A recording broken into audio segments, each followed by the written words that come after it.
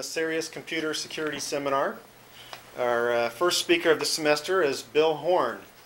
He is a project manager in the Trusted Systems Lab at HP Labs. He currently manages several research projects involving security and privacy. His research interests include system security, cryptography, in 2002, he held research positions at Intertrust Star Lab and NEC Research Institute. His talk today is on role discovery. Bill? Okay, thanks, Randy. So thanks, everyone, for coming out. A nice big crowd. I didn't realize this was attendance only. I was going to give you guys a test, but I guess that's out of the question. Anyhow, so it's great to be here at Purdue. What I want to talk today about is this role discovery project we have. Labs. This is actually a rather large project for as far as typical HP Labs projects goes. There's a bunch of people involved. And including to the people in labs that I've listed here, Prasad, Rob Schreiber, Mehul Shah, and Bob Tarjan, we work with some of the business units who are helping us to transfer this technology both within HP and to help bring it out to customers through some of our products. So Ivor and HPIT is helping us with the internal transfer, and Jason and HP Software is helping us with the productization stages. This summer have helped with it that deserve a lot of credit. So Alina is from Princeton and Nicholas from Stanford. So what I want to do is sort of an outline of the talk just to give you a little roadmap here. I'm going to give you some background on what the problem is, discuss sort of at high-level terms what our approach to the problem is. I'm going to give some complexity theory results behind it quickly. I'll talk about some lower bounds that we've developed for the problem we're working on, and then talk about the core algorithms that we're using to solve this role discovery problem.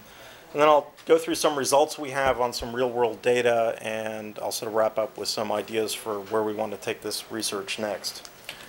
So, okay, so access control, I mean, I think everybody here, this being a security seminar, you're all pretty familiar with these ideas, but let me just sort of go through it quickly so that we're all have the same base to work from.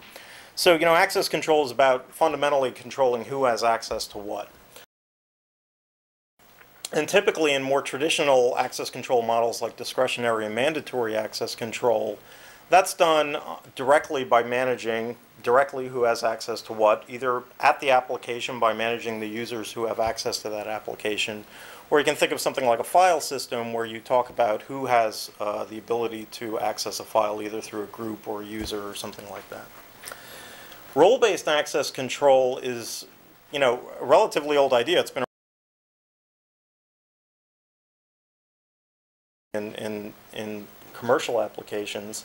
And the idea, the salient idea from what we're looking at about role-based access control is this idea that a role is this intermediate entity that represents a collection of permissions, and then you assign a user to that role based on their job functions. So a typical example of a role would be something like an accounts receivable clerk or a manager or something like that. And what you do in that role for, say, accounts receivable clerk is you give them all the permissions.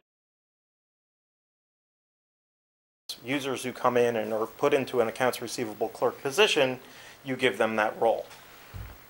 So the advantage of this role-based access control approach is, first of all, it's more closely aligned to the business objectives of the organization. You can define roles that are meaningful from a business process perspective.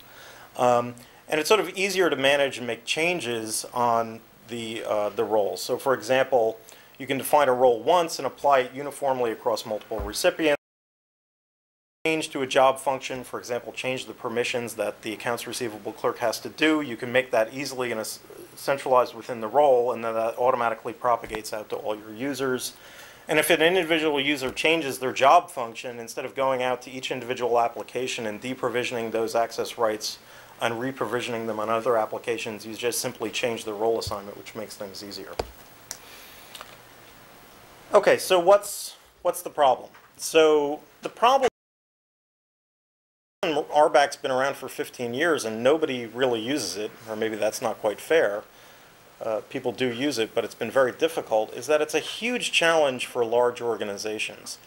And the main thing has to do with this role engineering step. This is when you go through and you define what your roles are going to be.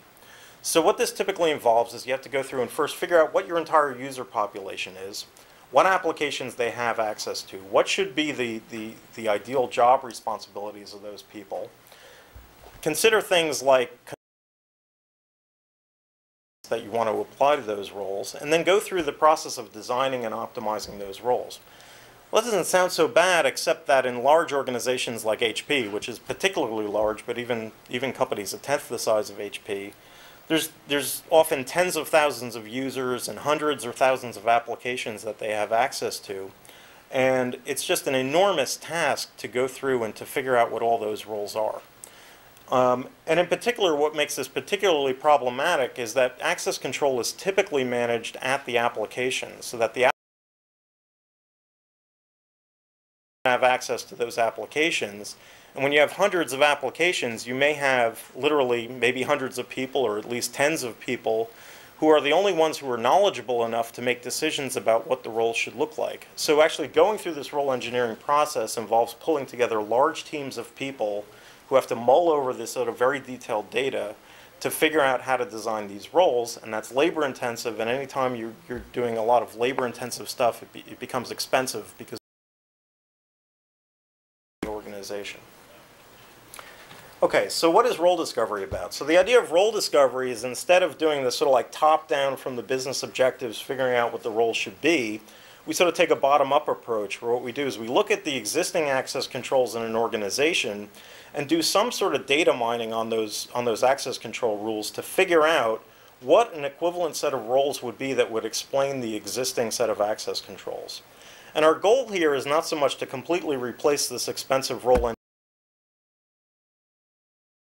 reasons I'll talk about later, but the idea is to provide a set of tools that's going to make this role engineering process more efficient, more effective, and less costly.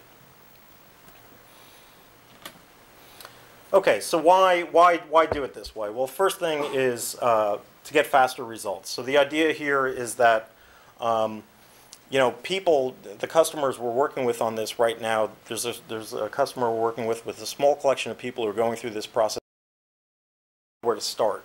So one of the things that can help with the role discovery is we can discover some roles based on their existing access controls. That gives them some points to look at to start the process of going through the role engineering and figure out what they need to do. A lot of groups don't want to migrate their entire system to RBAC. They want to do something like, I've heard people say something like an 80-20 rule. They want to migrate 80% of their user population to 80% of their applications in RBAC. That's actually pretty hard. It's probably a much lower percentage would be more viable. You know, the idea being, with the same amount of role discovery and other things, you could be able to migrate more of the existing access controls in using the same amount of resources. This idea of transparency is that, you know, by doing this role discovery, you put some structure around the existing access controls. I just had a conversation a couple of weeks ago with Mike Baker, who's the CTO of our IT organization, who's saying, you know, our access control thing is a mess. We don't understand it. Nobody really understands what's going on. We can't figure out who has access to what. So the idea that putting some structure around this stuff can be very helpful, especially to sort of senior management levels who want to understand better what's going on in the organization.